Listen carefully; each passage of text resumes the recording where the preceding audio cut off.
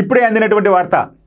Telangana public service commission వెలువరించినటువంటి group 1 ఫలితాలను Telangana high court నేడు రద్దు చేయడం జరిగింది. మరి వివరాల్లోకి వెళ్తే మార్చి 10న టీజీపీఎస్సీ ప్రకటించిన గ్రూప్ 1 మెయిన్స్ ఫలితాలను రద్దు చేస్తూ తెలంగాణ హైకోర్టు మంగళవారం అనగా సెప్టెంబర్ 9న తీర్పునివ్వడం జరిగింది. మరి టీజీపీఎస్సీ ప్రకటించిన ఫలితాల ఆధారంగా ఉన్న జనరల్ ర్యాంకింగ్ లిస్ట్ మార్కుల జాబితాను ఉన్నత న్యాయస్థానం ఈ సందర్భంగా రద్దు చేయడం జరిగింది.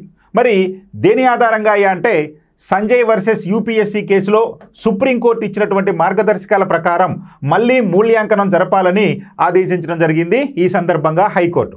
అదేవిధంగా ఈ ప్రక్రియను 8 నెలల్లోపు పూర్తి చేయాలని కూడా హైకోర్టు సూచించడం అనేది జరిగింది. మరి గ్రూప్ 1 మెయిన్స్ మూల్యాంకనంలో అవకతవకలు జరిగాయని పరీక్షలను రద్దు చేయాలని కోరుతూ కొందరు అభ్యర్థులు హైకోర్టులో పిటిషన్ దాఖలు చేయడం జరిగింది.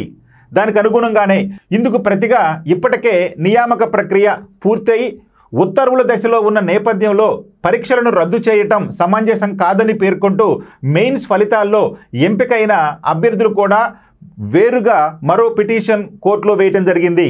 మరి ఈ పిటిషన్లపై జూలై 7న న్యాయమూర్తి జస్టిస్ నామవరపు రాజేశ్వరరావు గారు వాదనలు వినటం జరిగింది.